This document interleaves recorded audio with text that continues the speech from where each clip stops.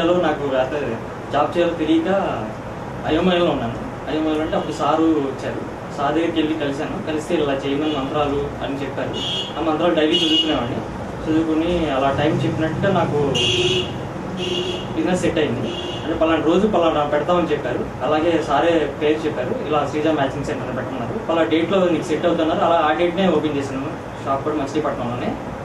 Business ఒక 10 days ఒక 1 week అట్లా లేదు.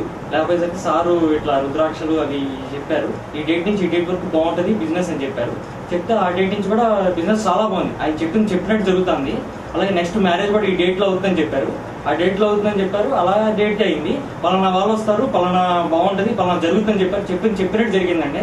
అసలు తూచా తప్పకుండా జరిగింది. ఆయన నాకు ఏదైతే చెప్పారో అది కంపల్సరీ జరిగినాయండి. మీకు ఏమైనా ప్రాబ్లమ్స్ ఉంటే కంపల్సరీ వచ్చి జేకేఆర్ గారిని కలవండి. ప్రాబ్లం కంపల్సరీ సాల్వ్ అవుతాయి. ఓం నమః శివాయ.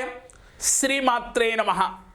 మీరు ఇల్లు ఊడ్చేటప్పుడు ఉదయం సాయంత్రం ఈ నియమాలు పాటించినట్లయితే లక్ష్మీ కటాక్షం వచ్చి తీరుతుంది.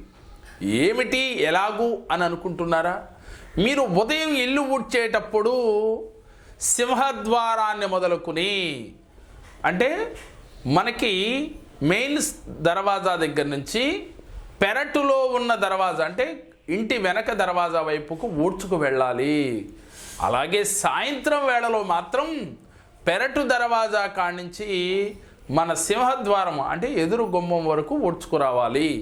ఏమిటి దీనిలో ఉన్న సారాంశము అంటే, మనం ఉదయం సూర్యోదయానికి ముందుగా మనం ఇల్లు ఉడుస్తున్నాం కదా, మరి సూర్యభగవానుడు యొక్క సూర్యకిరణాలు మన ఇంట్లో పడాలి. కాబట్టి మనం ఉదయం లేవగానే సూర్యోదయానికి ముందుగానే మన మెయిన్ ద్వారము నుండి దొడ్డి గుమ్మ వైపు తుడుచుకు వెళ్ళాలి. మరి సాయంత్రం సమయానికి సూర్యుడు హస్తమిస్తాడు కదా పడమరకి. కాబట్టి మనం పడమర నుంచి మళ్ళీ తూర్పుకి ఊడ్చుకు రావాలి. ఇది గుర్తుపెట్టుకోవలసిన విషయం. ఈ సత్యాన్ని ఎవరు కూడా మర్చిపోవద్దు. మనం ఇల్లు ఊడ్చడం అంటే సహజంగా ఇవాళ మనం పని వాళ్ళకి చెప్తూ ఉన్నాం, వాళ్ళకి తోచిన విధంగా వాళ్ళు ఊడ్చుతూ ఉన్నారు. వారికి మీరు ఈ చిన్న డైరెక్షన్ ఇచ్చి ఈ విధంగా ఓడటం వల్ల మీ ఇంట లక్ష్మీదేవి స్థిర నివాసి అయి ఉంటుంది. ఇల్లు ఊడ్చే కార్యక్రమం కూడా ఈ చిన్న నియమాన్ని పాటిస్తే చాలు. ఇల్లు ఓడటమే కదా, లక్ష్మీతో పనేముంది అనుకోవద్దు. ఎప్పుడూ కూడా సాయంత్రం పూట మనకి పెరటి గుమ్మం తలుపులు వెయ్యాలి అని కూడా చాలాసార్లు చెప్పుకున్నాం. అలాగే ఉదయం సూర్యోదయానికి ముందుగానే మన వీధి గుమ్మం తలుపులు తీయాలి అనే సత్యాన్ని కూడా ప్రతి ఒక్కరూ కూడా గుర్తుపెట్టుకోండి. ఇల్లు పెరటి నుంచి సాయంత్రం ఊడ్చుకు వచ్చిన తర్వాత పెరటి గుమ్మం తలుపులు వెయ్యాలి. అలాగే ఉదయం మాత్రం ముందు సింహద్వారం తలుపులు, వీధి గుమ్మం తలుపులు ముందుగా తీయాలి.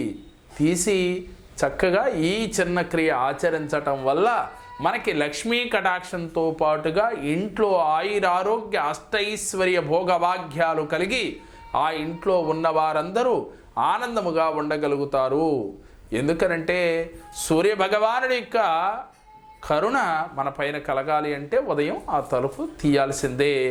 అలాగే అటు నుంచి అటు ఊడ్చుకు వెళ్ళాలి.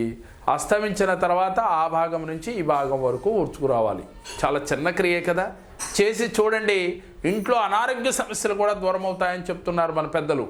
నిజమా కాదా అనుకుని ఆలోచించే కన్నా నమ్మకం ఉన్నవారు ఆచరించి చూడండి.